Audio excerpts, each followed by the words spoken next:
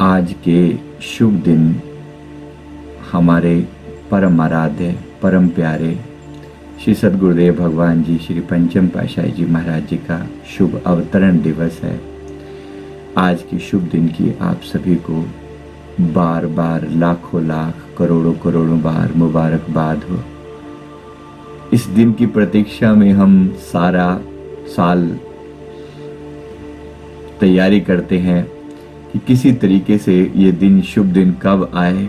एक सेवक के लिए अपने गुरुदेव का जन्मदिन सर्वोत्तम सबसे बड़ा सबसे महान दिन है। हम बारंबार वंदन करते हैं अपने परम हितैषी परम प्यारे श्री सद्गुरुदेव भगवान जी को। झूम रहा है धरती अंबर, कली कली मुस्काई है। 20 सितंबर का शुभ दिन आया, सबको लाखों लाख बधाई है, लाखों लाख बधाई है। ये शुभ दिन इंतजार करते हैं हम, बार बार अपने प्रभु से मांगते हैं कि ये शुभ घड़ियां कब आएं, जो गुरु चरणों में मिलकर ये शुभ त्योहार मनाएं। असल में कैसा एक सेवक के लिए उसके सद्गुरु का जन्मदिन कितनी बड़ी बात होती है, कितने प्यार से वो अपने गुरुदेव को रिझाने का प्रयास करते हैं। ये एक ऐसा दिन है हमारे लिए कि जिस दिन मेरे परम आराध्य श्री पंचम पातशाही जी महाराज जी धराधाम पर अवतरित हुए। 20 सितंबर 1926 गुरुदेव का अवतरण हुआ। पंजाब में अजनाला गांव, तहसील रायपुर, वहां पर सदगुरु जी ने अवतार धारण किया। उस धरती को पावन किया जो जहां सदगुरु सदा अवतरित होते रहते हैं, उसी धराधाम पर मेरे प्रभु अवतरित हुए, ये सुंदर रूप धारण किया। ऐसा अनोखा आकर्षण गुरुदेव के सुंदर स्वरूप में जिसने भी देखा बस देखता रह गया। गुरुदेव ने जब अवतार धारण किया 19 सितंबर की रात को, कहते हैं कि माता जी के को अपने दिव्य रूप के दर्शन करवाए और ये फरमाया कि हम स्वयं परब्रह्म परमात्मा तुम्हारे घर में आ रहे हैं और ये जो हमारा स्वरूप होगा ये संत रूप में होगा। इस धरती पर हमारा आना जरूर होता है, लेकिन हम इस धरती के नहीं हैं। गुरुदेव ने अलग तरीके से अपना अलौकिक रूप दिखाया और कहते हैं कि माता जी का हृदय इतना तृप्त था जब गुरुदेव अवतार धारण किए तो उनके सुंदर मुखारविंद के ऊपर ऐसी प्यारी मुस्कुराहट थी। आम बच्चे संसार में आते हैं, रोते हुए आते हैं, लेकिन मेरे सद्गुरुदेव भगवान जी ने जब अवतार धारण किया तो इतने प्यार भरे इतने सुंदर स्वरूप में प्रभु विराजमान थे। चेहरे पर एक सुंदर मुस्कुराहट और सदा देने का ही भाव। गुरुदेव की जिस उस मुखड़े को जिसने भी देखा बस वो देखता रह गया। प्रभु के मुखड़े पर ऐसा आभा मंडल पे ऐसा तेज था कि बस नजरें नहीं टिकती थी। गुरुदेव ने बचपन से ही अपनी सुंदर लीलाओं से उस स्थान को पवित्र किया। मुझे उस सौभाग्यशाली धरती पर जाने का मौका 2 बार मिला है। अति सुंदर अति प्यारा वो स्थान है, बिल्कुल गांव का ही माहौल है, अभी भी वैसा ही माहौल है, लेकिन उस धरती को उस जगह को अब थोड़ा और ढंग से बना दिया गया है। लेकिन ये बात 1926 की है, तब तो वहां पे कैसा माहौल रहा होगा। पास में एक नदी बहती है। मेरे प्रभु उस नदी पर अपने छोटे मित्रों के साथ स्नान करने जाते थे जब बचपन में, तो गुरुदेव मेरे प्रभु को शुरू से ही देने के लिए आए हैं, संसार को देते ही चले जाते थे, सारा जीवन दिया। गुरुदेव ने शुरू से ही ऐसा अपना भाव रखते थे, जो संसार को देने के लिए आए हैं। प्रभु बचपन में जब अपने मित्रों के साथ शर्त लगाया करते थे कि अगर यहां से नदी तक दौड़ के जाएंगे तो जो सबसे लास्ट होगा, सबसे जो हारेगा, वो बाकी सबको जो है वो कुछ खिलाएगा। जैसे जो भी वहां पर मिलता था, पकोड़े, समोसे, चाय, जो वहां की उस समय की चीजें थी। गांव का माहौल था तो वहां जो भी मिलता था, आज की तरह ये केक वेक सब ये सब तो नहीं होता था। तो और कहते थे, जिन्होंने भी बताया, कि मेरे प्रभु जी सदा हार जाते थे, सदा ही हार जाते थे। भगवान है, कौन उन्हें हरा सकता है? अगर दौड़ने लगे तो सारे ब्रह्मांड को घुमाकर रख दें, लेकिन दयालु भगवान देने जो आए हैं। इसलिए मेरे प्रभु ने सदा ऐसा संत रूप, प्यार भरा रूप धारण किया कि संसार को देते ही चले गए, सदा दिया और देते रहे। प्रभु ने हार जाते थे, फिर कहते थे अब बताओ क्या खिलाएं तुम्हें, और सबको खिलाना।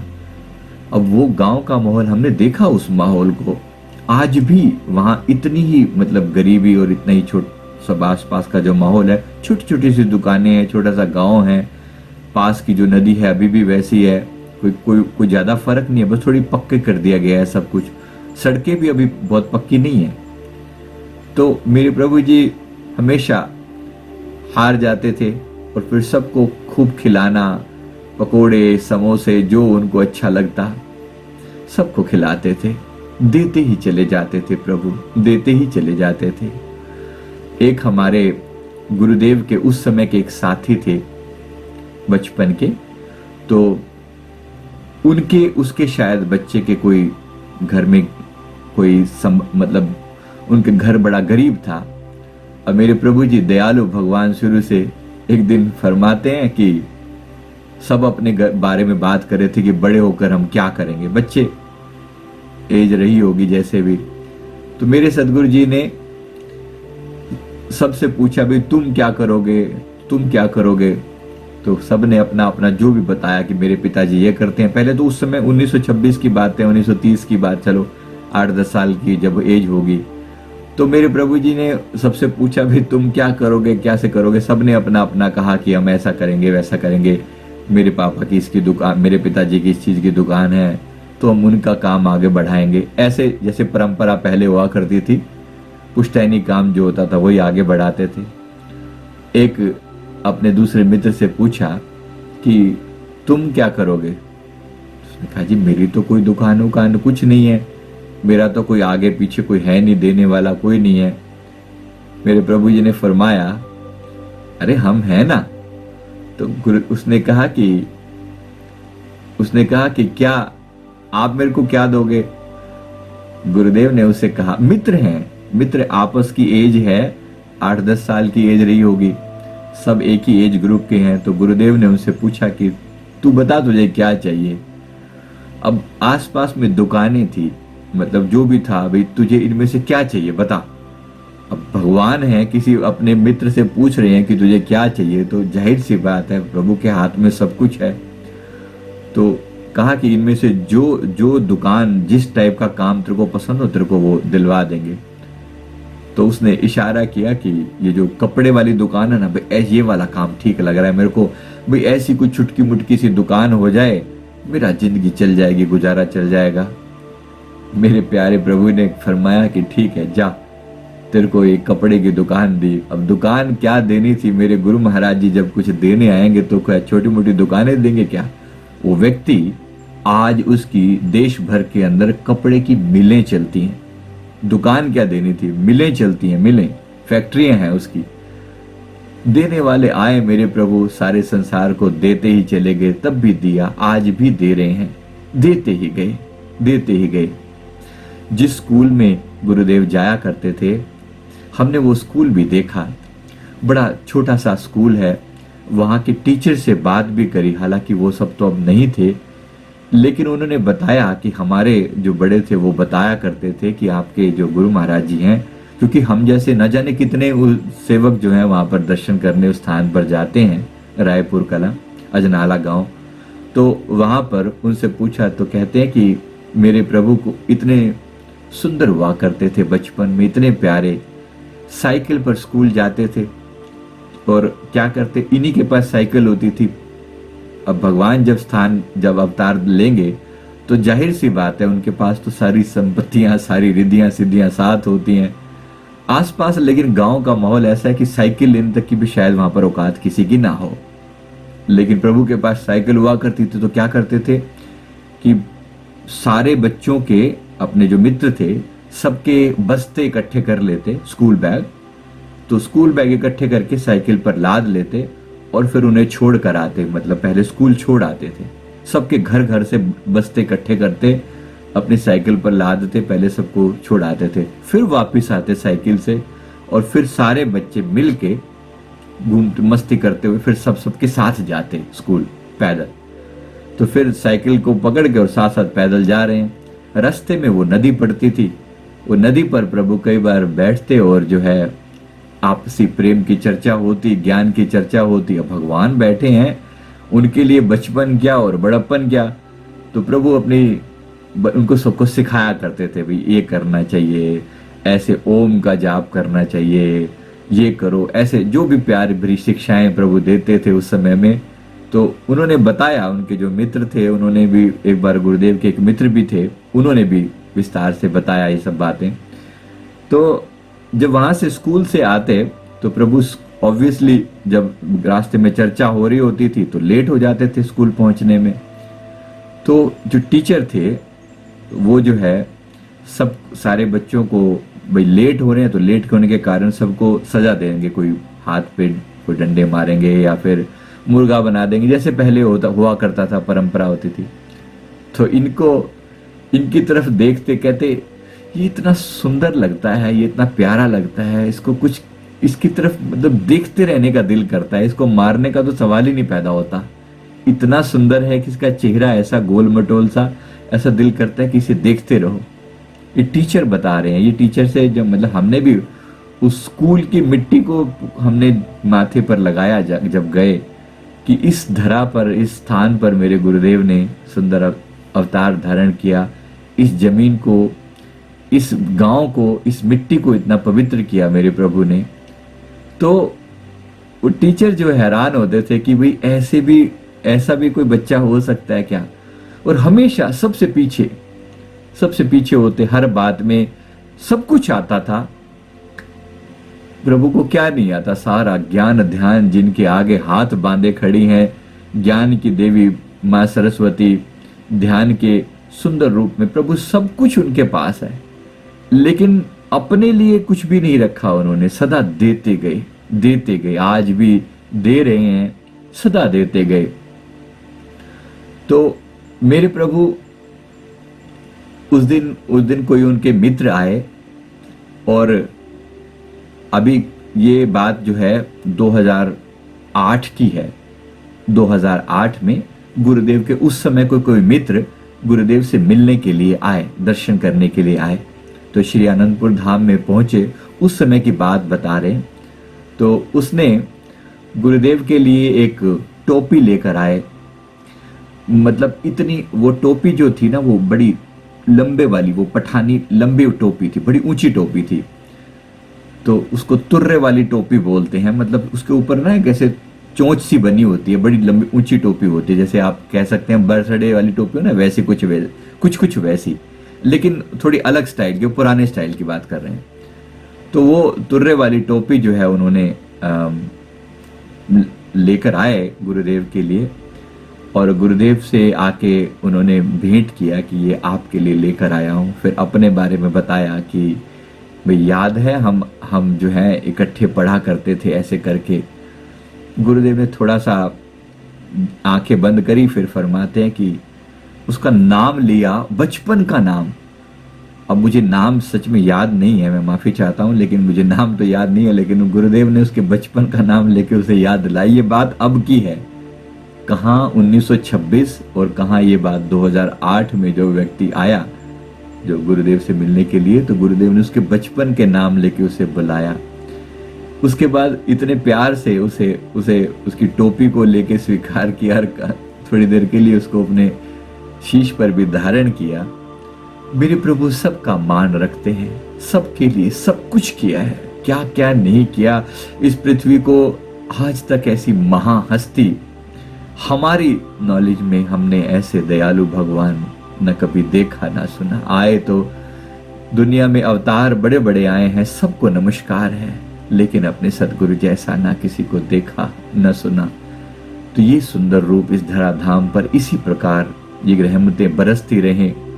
मेरे प्रभु ने इस धरती को आकर पावन किया। जब से इस धरती पर विराजमान रहे, 45 इयर्स तक इस सिंहासन पर विराजमान रहे। आप सभी जानते हैं 1970 में श्री सदगुरुदेव भगवान जी विराजमान हुए और 2017 तक 47 ईयर तक गुरुदेव सुंदर स्वरूप में विराजमान रहे। देते ही चले गए, सबको दिया। खुशियां बांटने वाले भगवान क्या क्या नहीं देकर गए। प्यार दिया, एक एक व्यक्ति के दिल में उनकी ऐसी सुंदर छवि है कि जिसने आज भी एक एक अदा को याद करते करते दिल भर भर के आता है कि मेरे गुरु महाराज कैसा सुंदर रूप, कैसा प्यार भरा रूप धारण किया, दिया। और इतना प्यार दिया इस धराधाम पर, ऐसी ऐसी कौतुक रचाए, ऐसी ऐसी लीलाएं करी कि बस दिल सदा सदा के लिए विभोर हो जाता है उनकी बातों को याद करके। गुरु महाराज आज भी हम सबके बीच में उतने ही प्रेम भरे अंदाज में विराजमान हैं। पीछे फरमा कर गए मेरे प्रभु कि जब तक इस सुंदर स्वरूप में थे तब तक भी संसार को दिया, अब और भी ज्यादा दे रहे हैं। गुरुदेव ने फरमाया अब और भी ज्यादा दे रहे हैं और ये युग युग ये सिलसिला चलता रहेगा। महापुरुषों की वाणी में वचन आते हैं, जन्म मरण दोऊ में नाही जन पर उपकारी आए। ना ऐसी हस्तियां कभी आती हैं न जाती हैं। जन्म मरण दोऊ में नाही जन पर उपकारी आए। जिया दान दे भक्ति लायन हर स्यों ले मिलाए। जी का दान दिया, आत्मा का दान दिया, परमात्मा का दान दिया और जिया दान दे भक्ति लायन, भक्ति के रास्ते पर चलना सिखाया और हर से ले मिलाए, परमात्मा से मिलाप करवा दिया। इससे और ज्यादा क्या बताएं। आप सोचिए कि हमारे दरबार में कितने महानतम संत हैं, कितने महान संत हैं। श्री गुरु महाराज जी ने फरमाया कि सतयुग से लेकर त्रेता युग, द्वापर युग, कलयुग में जितने भी भक्त हुए हैं आज तक, वो सब एक बार पुनः हमारे दर्शन करने के लिए श्री आनंदपुर दरबार में आएंगे। ये छोटी बात नहीं है। जो संत जा चुके हैं, जो बड़े से बड़े भक्त जो हैं इस स्थान से जा चुके, उनके लिए भी गुरुदेव ने फरमाया ये सब हमारे इस दरबार में आएंगे और आए हैं। आपने अगर सुना हो, राजा मुचुकंद एक हुए हैं, बड़े महान राजा हुए हैं एक समय के। बड़ी कथा आती है, भगवान श्री कृष्ण द्वापर युग की बात है ये, राजा मुचुकंद की कथा, जिसको काल यवन को मारने के लिए भगवान श्री कृष्ण ने उनको जगाया था और अंततः काल यवन के लिए वो मृत्यु बने थे। तो उनकी वो राजा मुचुकंद एक दिन, मेरे सदगुरुदेव भगवान जी वहां कहीं अपने किसी आश्रम पर विराजमान थे। प्रभु ने एक लड़की की तरफ इशारा किया। एक लड़की सिंपल गुरु दरबार में ऐसे सर झुकाकर बैठी हुई है। गुरु दरबार में भेंट जो हो जाते हैं, अपने आप को कुर्बान कर देते हैं, उनकी बात कर रहे हैं। उनमें से एक लड़की की तरफ ऐसे इशारा किया। ये लड़की देख रहे हो जो सर झुकाकर बैठी हुई है? सबने कहा जी स्वामी जी। राजा मुचुकंदा पता, राजा मुचुकंद कौन होंदा सी? तो गुरुमाई ने कहा महाप्रतापी राजा थे। फिर गुरुमाई सभी स्वयं बताया कि वो महाप्रतापी राजा थे। कहती ये वो लड़की, ये वो है। ये राजा मुचुकंद है जो ये सर झुकाकर यहाँ पर लड़की बनकर बैठा हुआ है, ये वो है। महाभक्त थे भगवान के।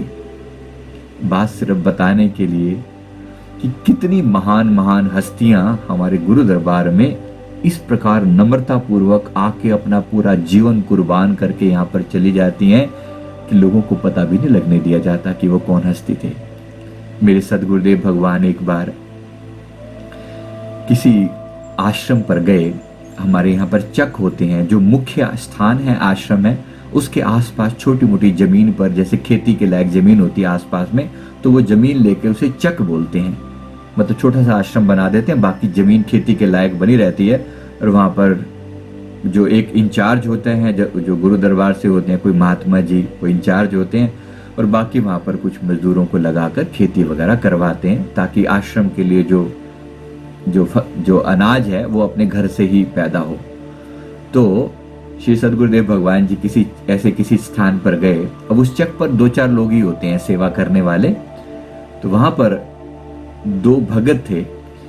उनका जो नाम था, तो उनका नाम, एक का नाम जो है वो भगवान दास जी था और एक का नाम हरिदास था। भगवान दास और हरिदास। तो श्री सदगुरुदेव भगवान जी ने उस चक पर कृपा फरमाई, वहां गए और उनको पूछा। वहां पर भगवान जी परीक्षा लेते हैं, प्रभु जी गए वहां पर, पूछते हैं कि हमने सुना है कि यहाँ पर 2 भक्त रहते हैं, हरिदास और भगवान दास, कौन है, जरा खड़े हो जाओ। तो वो दोनों ने हाथ जोड़कर विनती करी, गुरुदेव के सामने सर झुकाया, कहा कि प्रभु। गुरुदेव ने पूछा, अच्छा हरि और भगवान, अच्छा हरि कौन है तुम में से और भगवान कौन है? गुरुदेव इशारा कर रहे हैं, हरि कौन है और भगवान कौन है? अब वो देख सेवक हैं, वो प्रभु के इशारे को समझे, हाथ जोड़े, सर झुकाया, गुरुदेव के आगे दंडवत प्रणाम किया, कहा कि हे प्रभु, हमारे तो केवल नाम ही हरि हैं और भगवान हैं। आप सगुण साकार स्वयं श्री हरि और श्री सदगुरुदेव भगवान हैं। हम आपको बारंबार वंदन करते हैं।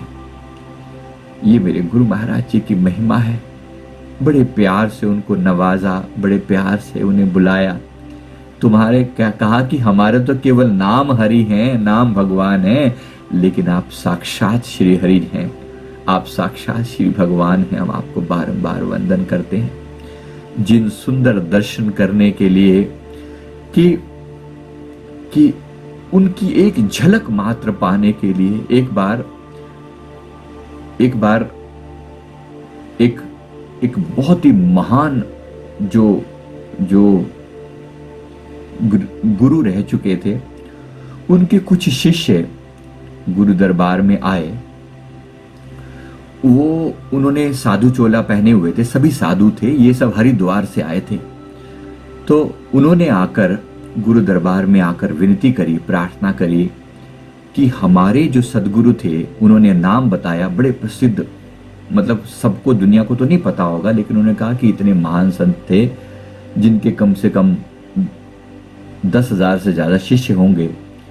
तो उन्होंने कहा कि हमारे सदगुरु जी जब इस धरती से पधारने लगे, कुछ समय पहले वो संसार से चले गए, कहा कि जब इस धरती से पधारने लगे तो उन्होंने कहा, हमने पूछा कि भाई आपके बाद हमारा उत्तराधिकारी कौन होगा, भाई आपके बाद उत्तराधिकारी कौन होगा, हम किसके आगे सर झुकाएं?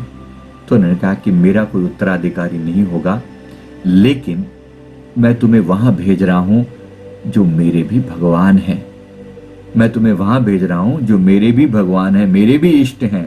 तुम जाना श्री आनंदपुर दरबार में और सदगुरुदेव भगवान जी के आगे दंडवत प्रणाम करना और मेरी भी प्रणाम करना कि मैं जीते जी संसार में जब तक था तब तक आपके दर्शनों के लिए नहीं आ सका, मैं माफी चाहता हूं, लेकिन मेरी तरफ से भी प्रणाम करना और कहना कि अब हम सारे शिष्य अब आपकी शरण में हैं। हम सारे शिष्य अब आपकी शरण में हैं। वो सारे संसार के लिए भगवान हैं, वो तुम्हें भी अपनी शरण जरूर देंगे, तुम्हें भी शरण देंगे। मेरे सदगुरुदेव भगवान जी के चरणों में जब ये सारी व्याख्या की गई तो मेरे प्रभु ने बड़े प्यार से उन सबको खूब खूब आशीर्वाद दिया, खूब आशीर्वाद दिया, फरमाया कि उनके लिए कि वो एक महान हस्ती थे, जो उनके जो गुरुदेव थे कि वो एक महान हस्ती थे, लेकिन उनकी नम्रता इतनी कि वो हमें इतना सम्मान दे रहे हैं। ये बात अब ये देखो, वो भगवान कह रहे हैं, सोचिए एक महान गुरु जो हैं जिनके इतने शिष्य थे, वो श्री सदगुरुदेव भगवान जी को इतना सम्मान दे रहे हैं, तो हम आप किस गिनती में आते हैं? हमारे लिए तो वो सदा सदा भगवान हैं, रहेंगे, युग युग हमारे दिलों पर उनका शासन था, सदा सदा रहेगा। मेरे सदगुरुदेव भगवान जी एक बार अमेरिका जाना था, ये 20 सितंबर के करीब की बात है। अमेरिका जाने का प्रोग्राम था 2011 में। आप जानते हैं 11 सितंबर 2009 में जो अमेरिका में वो ट्विन टावर वाला जो कांड हुआ था, आप सभी जानते हैं। तो उस समय मेरे सदगुरुदेव भगवान जी जो है वो लंदन में विराजमान थे। तो लंदन से अमेरिका जाना था, न्यूयॉर्क में, वहां पर उनका बर्थडे यानी कि 20 सितंबर का दिन मनाना था। तो ये बात 11 सितंबर की है। 11 सितंबर को आप सभी जानते हैं कि अमेरिका में न्यूयॉर्क में ही वो ब्लास्ट हुआ। तो गुरुदेव उस समय में लंदन में विराजमान थे और एक दो दिन बाद की फ्लाइट थी। अब जैसे ही अमेरिका जाने की फ्लाइट थी, तो अब जैसे ही ये वहां पर गड़बड़ हुई, अब जाहिर सी बात है सारे अमेरिका में सबका आना बंद कर दिया गया, सारे एयरपोर्ट बंद कर दिए गए। तो श्री सदगुरुदेव भगवान जी को लंदन से ही वापस आना पड़ा इंडिया, तो वहां नहीं गए। अब अमेरिका वालों के दिल में इतनी तड़प थी, इतना प्यार था कि भाई मेरे प्रभु आएंगे और मिल के बर्थडे मनाएंगे। तो सबने तैयारियां कर रखी थी। अब सबके दिल में प्यार, सबको ये थोड़ी पता था ये क्या होने वाला है। अब भगवान जी को सब पता होता है, भगवान जी ने सारे इंतजाम किए, उनको पता था कि यहीं से वापस लौट जाना है। श्री सदगुरुदेव भगवान जी ने कहा कि सबको संदेश पहुंचा दो कि बड़े प्यार से बर्थडे मनाएं, जो भी करना है अपने घर के अंदर ही करें, बाहर ना दिखाएं, बर्थडे वगैरह मनाएं। सब ने मनाया, लेकिन दिल में तड़प रह गई कि दर्शन तो नहीं हुए। तो उसी समय 20 सितंबर की बात है 2011 में, रात को कोई लेडी, कोई भक्तानी जो है अमेरिका में अपनी छत पर देखती है, अपने आकाश की ओर देखती है, तो क्या देखती है कि चांद के रूप में, चांद के अंदर श्री सदगुरुदेव भगवान जी का सुंदर मुखड़े के दर्शन हो रहे हैं। हैरान हो गई, भाई मेरी आंखों का भ्रम है, ये क्या है? ये भाई दिल में प्यार है तो हर जगह नूर दिखता है, तो चलो कोई बात नहीं। अपने अड़ोसी पड़ोसियों से पूछा, भाई चांद में कुछ दिख रहा है? हाँ दिख रहा है, एक चेहरा दिख रहा है। घर में देखा तो वही गुरु महाराज जी की मूर्ति, कहती यही है ना? हाँ यही है। फिर उसने सारे जहान में उसने तो हल्ला मचा दिया कि भाई दर्शन हो रहे हैं, सब दर्शन करो। तो सारे जहान में, सारे इंडिया में भी हम सब ने दर्शन किए। उसी समय की बात है, हम यहीं पे, मैं उस समय जापान में था जब ये सितंबर 11 हुआ। उसके बाद मुझे पता लग गया था कि वहां पर ऐसे दर्शन हुए, तो वहां पर लोगों ने दर्शन किए, सबने चांद में दर्शन किए। तो ये हाँ मतलब 2009 हाँ सितंबर 11 2001 की बात है, सॉरी, हाँ 2001 की बात है। तो इसके लिए माफी चाहता हूँ। 11 सितंबर 2001 की ये बात है, 2009 की नहीं, मैं माफी चाहता हूँ इसके लिए। तो 2001 में, हाँ उसी समय में उस समय मैं जापान में था और गुरुदेव ये सारी लीला यहाँ पर हुई।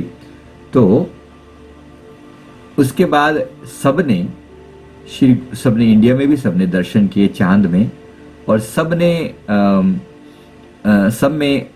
जो है श्री गुरु महाराज जी के चरणों में जाकर विनती करी। महात्मा जी उन्होंने विनती करी कि प्रभु आपके दीदार लोगों को चांद पर हो रहे हैं।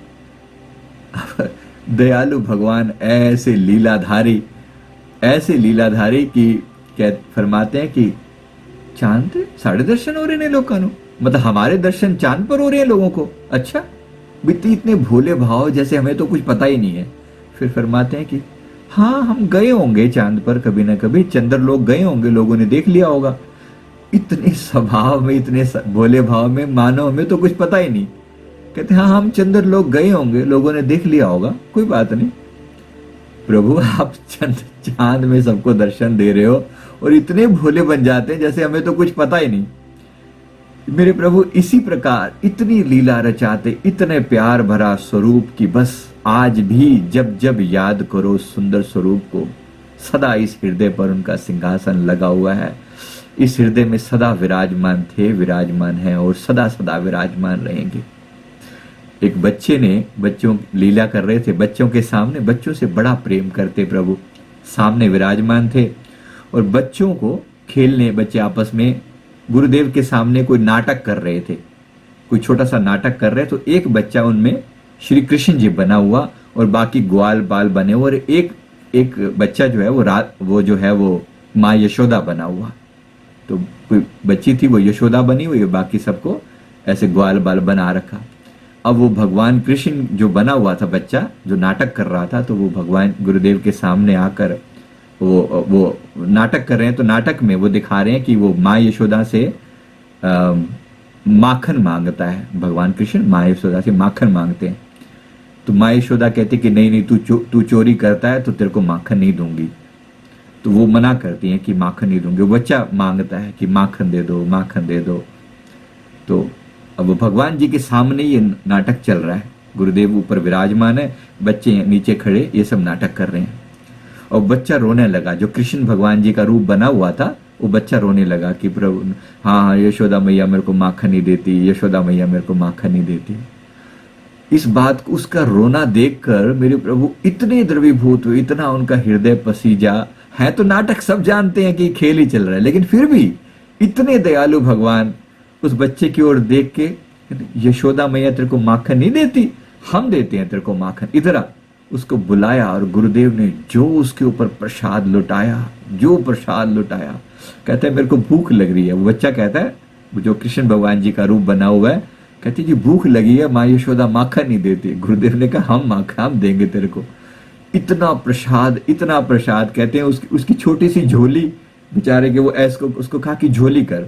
उसने छोटी सी झोली जो भी उसकी वो थी वो उसने आगे करी, और गुरुदेव ने उसी के अंदर फल फूल और मिठाइयाँ और वेफर और बिस्किट और टॉफियाँ और पता नहीं कितना डाल दिया। बच्चा तो लद गया, मतलब उसके ऊपर इतना सारा सामान जो था ना, इतना सारा डाल दिया। वो बेचारा नीचे, उसको समझ नहीं आया भाई इतना सामान कैसे उठाऊं। वो तो बैठ ही गया नीचे, उसके ऊपर ही सामान डालते गए गुरु महाराज जी। इतना प्यार दिया, इतना, मतलब जिस रूप में भी, जिसने भी उस सुंदर स्वरूप के दर्शन किए, बस वो देखता देखता ही चला गया। गुरु के सुंदर स्वरूप के जो जिसने भी दीदार किए, ऐसा प्यारा मुखड़ा की, तो दिल में ये प्यार सदा बना रहे।